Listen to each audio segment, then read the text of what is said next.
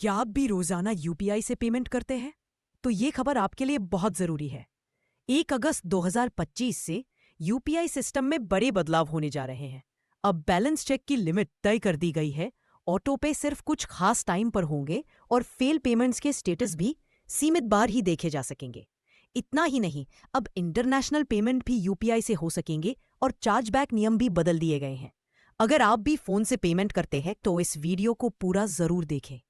1 अगस्त 2025 से बैलेंस और account check करने पर लिमिट लगाई गई है। अब आप एक दिन में किसी एक यूपीआई ऐप से सिर्फ 50 बार ही अपना बैंक बैलेंस चेक कर सकते हैं।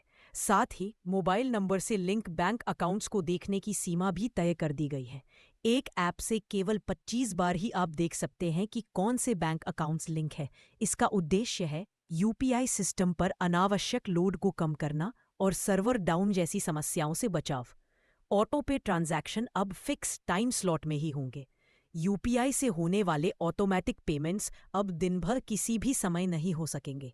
ये ट्रांजैक्शन सिर्फ 3 समय पर होंगे: सुबह 10 बजे से पहले, दोपहर 1 बजे से 5 बजे के बीच और रात 9 साढ़े बजे के बाद। इससे पीक आवर्स में ट्रैफिक डोर पे बार बार पेमेंट्स का स्टेटस अब 3 बार ही चेक किया जा सकेगा। अगर आपकी कोई पेमेंट अटक गई है तो उसका स्टेटस अब आप अधिकतम 3 बार ही देख सकते हैं और हर बार कम से कम 90 सेकंड का गैप होना जरूरी है।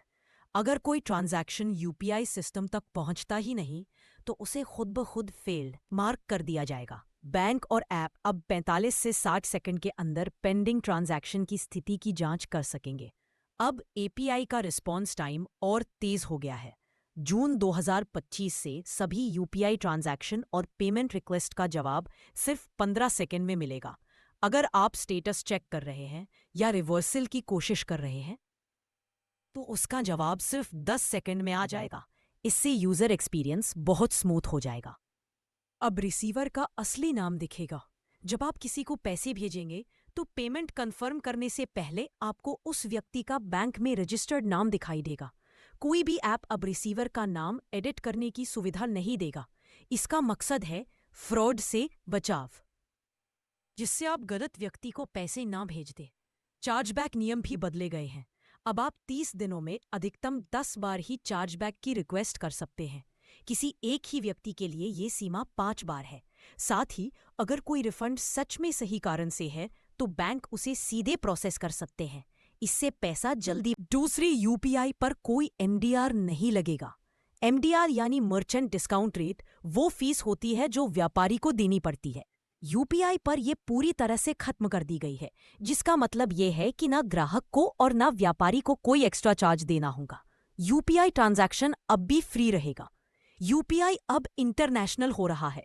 अब भारतीय यूजर्स यूएई, सिंगापुर, फ्रांस जैसे 7 से ज्यादा देशों में यूपीआई के जरिए पेमेंट कर सकते हैं। इसके लिए आपको अपने यूपीआई ऐप में यूपीआई इंटरनेशनल फीचर को ऑन करना होगा। विदेश में भुगतान करते समय आपके बैंक के चार्ज और करेंसी एक्सचेंज रेट लागू होंगे। यूपीआई ट्रांजैक्शन लिमिट्स क्या है?